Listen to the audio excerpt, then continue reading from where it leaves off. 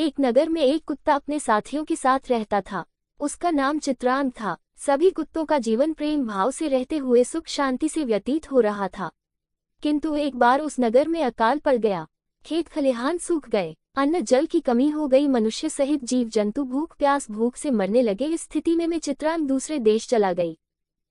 वहां उसे एक धनी स्त्री का घर मिला जो बहुत लापरवाह थी। प्रायः उसके घर का दरवाजा खुला रहता था और चित्रांग वहां घुसकर विभिन्न प्रकार के पकवान छककर खाता था।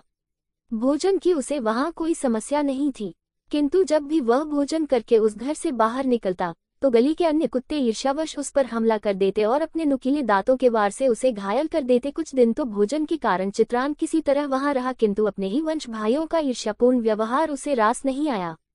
उसने सोचा कि इससे तो मेरा नगर ही अच्छा है। वहां अकाल अवश्य है, किंतु यहाँ की तरह कोई अपने वंश भाई को काट खाने को तो नहीं दौड़ता। मैं तो अपने नगर वापस जा रहा हूँ। वह अपने नगर लौट आया। उसके आने की सूचना मिलते ही उसके भाई बंधु उससे मिलने पहुंच गए। वे सभी विदेश के बारे में जानने को उत्सुक थे। वे पूछने लगे, भाई, हम सभी जानना चाहते हैं कि वह स्थान कैसा था, वहां के लोग कैसे थे, उनका व्यवहार कैसा है, कैसा भोजन तुम वहां खाते थे, हमें पूरी बात विस्तार से बताओ। चित्रांग बोला, बंधुओं, उस नगर के बारे में तुम्हें क्या बताऊं। वहां स्त्रियां बहुत लापरवाह होती हैं, अपने घर के दरवाजे खुले छोड़ देती हैं, जिससे वहां आसानी से भोजन करने का अवसर मिल जाता है। किंतु वहां अपने वंश के लोग ही एक दूसरे के विरोधी हैं। वहां कोई मिलजुल कर नहीं रहता, इसलिए मैं वापस आ गया। साख स्थान वही अच्छा जहां लोग मिलजुल कर प्रेम से रहें।